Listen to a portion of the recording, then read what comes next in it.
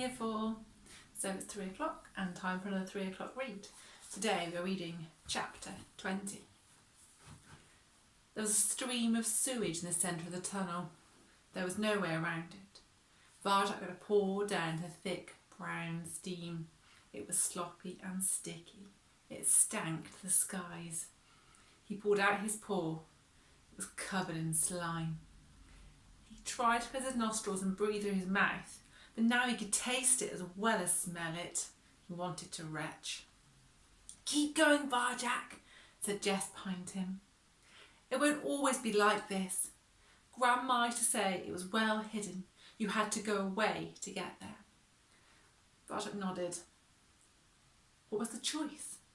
With Sally Bones and her gang at large, compared to her ice blue eye, even sewage seemed inviting. He plunged his paw back in again and squelched forward through the nauseating wetness. It was dark in there. It got darker with every step. The air grew closer, warmer as the further they went.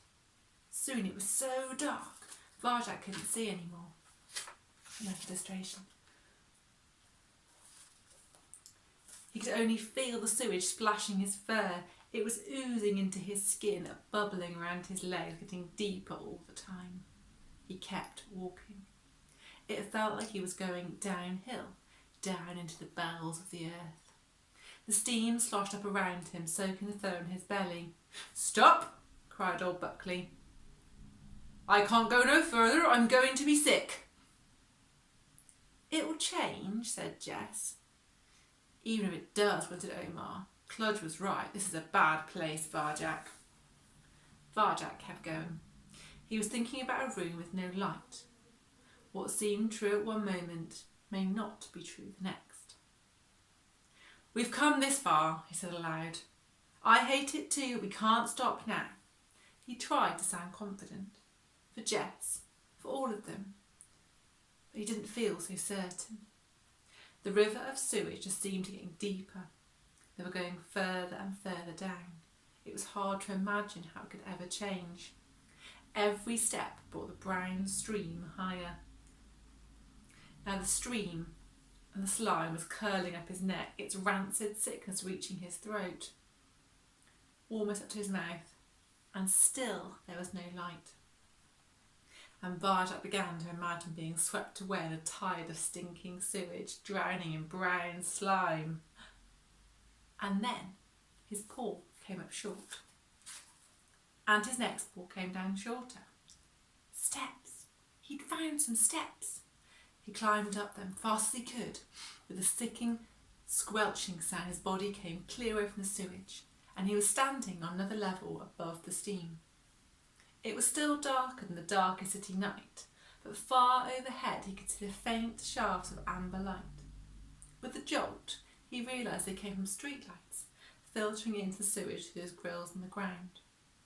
They'd come so far underground, the street seemed as high above them as the sky. He looked down again. Below him he could see a stream of sewage floating through the middle of the tunnel. Either side of it there was an elaborate platform, like pavements either side of a road. He was standing on one of them. It was warm and dry, and stretched far into the distance. He could make out some kind of chamber up ahead, and more tunnels beyond, like passages or alleyways. His heart lightened at the sight. Mrs. Mogg's tales were true. It was a whole city under here, a secret city, and no one would ever find them here.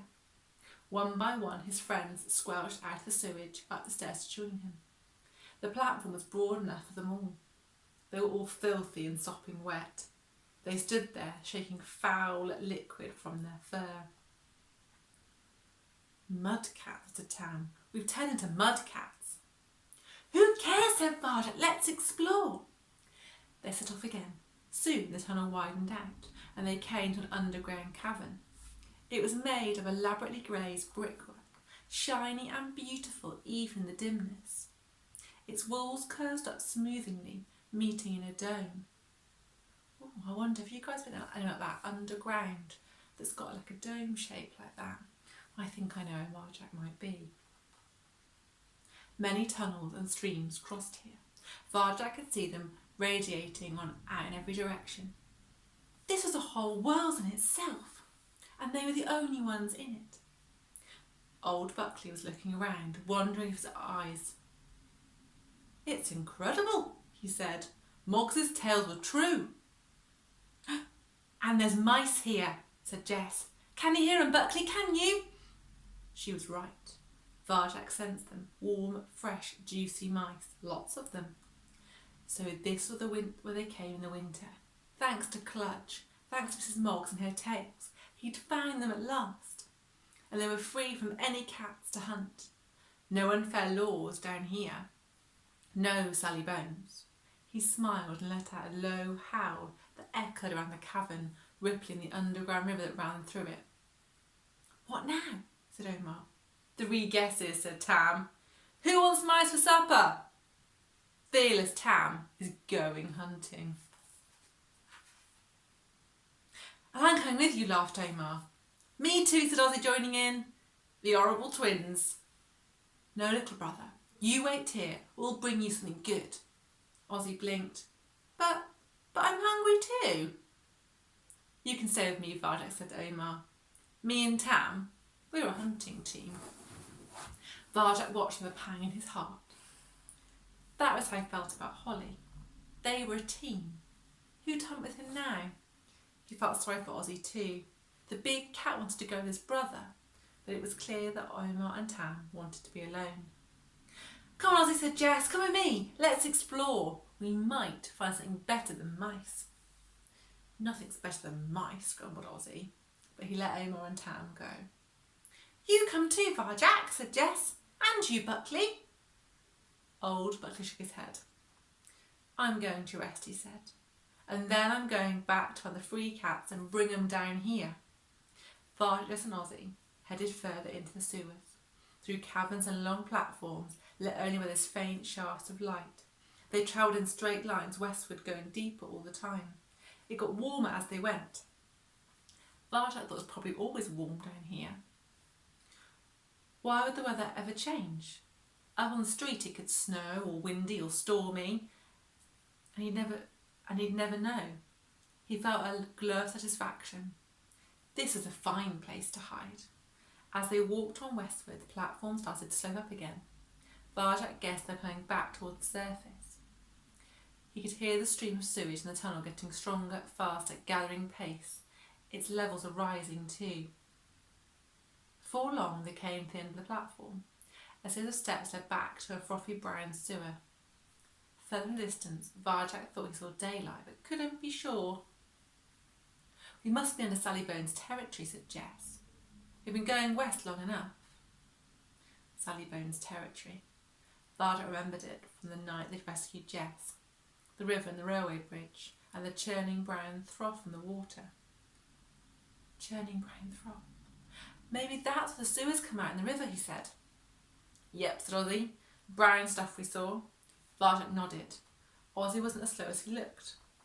He was a cat of few words, and Varjak had never thought too much about him, taking him for granted as a fighting machine. But now he wondered what else was on Ozzy's mind, what the big cat felt, what his dreams were like. "Well, this is as far as we can go without swimming in the sewer again," Varjak said out loud. "Let's go back and see how the hunt went." They returned to the central cavern. Old Buckley was curled up asleep, snoring loudly as a dog. Omar and Tam were giggling. They were high in spirits. They had a heap of mice lay before them. "Look what we found," boasted Tam. "Yum," said Jess, and settled down to eat. Varjak crunched into a mouse. Its juices squirted into his mouth. The rich flavours sang on his tongue. It was good. It was better than good. There was no taste like it. He ate it fast, and then a second one, and then a third.